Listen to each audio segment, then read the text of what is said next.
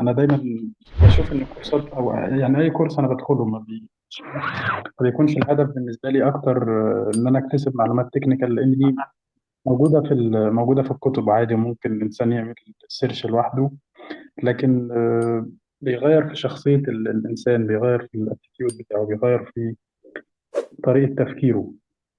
ودي كان النقطه المهمه اللي انا كتبتها في الكورس هنا من خلال طريقه حضرتك.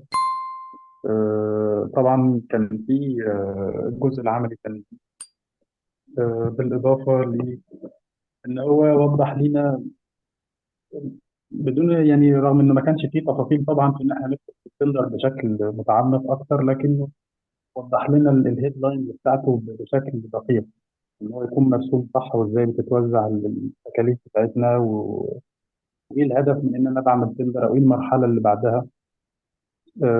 دي كانت نقط مهمة عندي.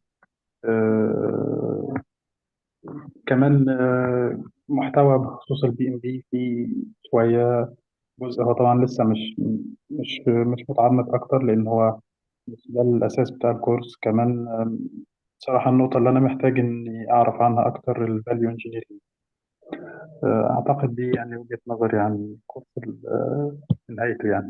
لا، هتتبسط قوي من الحته بتاعت الفاليو ان شاء الله، لان هي الناس عندها يعني مفهوم شويه عن الفاليو مختلف عن الحقيقه بتاعته.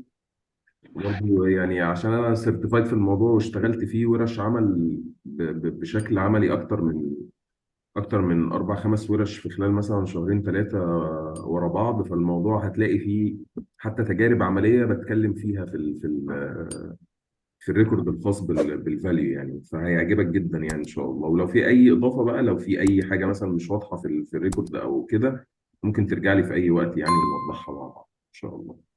ان شاء الله، شكرا متشكر. شكرا.